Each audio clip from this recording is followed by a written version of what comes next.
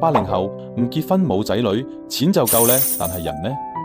養老院排長龍，喺屋企等死。你以為住夠退休金就乜都掂，但有冇諗過一個問題？成日24個鐘都見唔到一個活人，你點樣捱落去？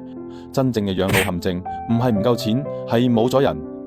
我哋係群居動物，一個人住係違反生物學規律㗎。香港急救數據好清楚，獨居老人家嘅死亡風險比有伴侶嘅高成37%。點解？因為人一旦離開人群，生命力就會急速下跌。你以為一個人好自由，但生理機制唔係咁運作，冇人同你傾偈，冇人應你，冇人見證你存在，你個精神系統就會開始崩潰。好多人以為養老係錢嘅問題，其實係關係嘅問題。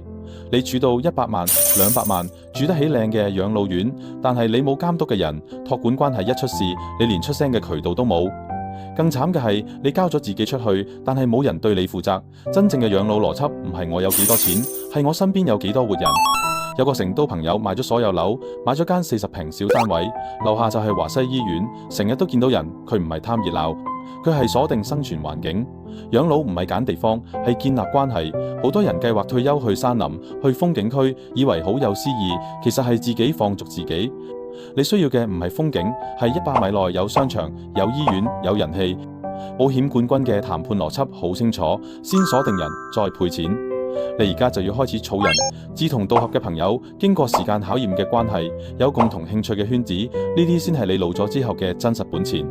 抱團養老唔係浪漫幻想，係生存策略。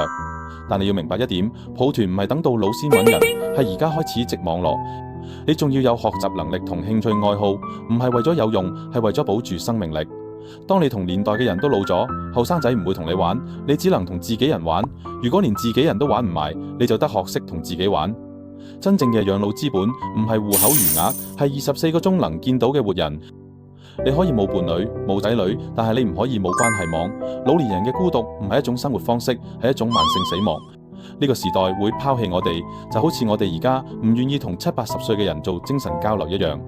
但係如果你提早建立關係，保持學習，活喺人群裏面，你就唔會變成要用廣場舞揾存在感嘅人，你會有自己嘅生命力支撐系統。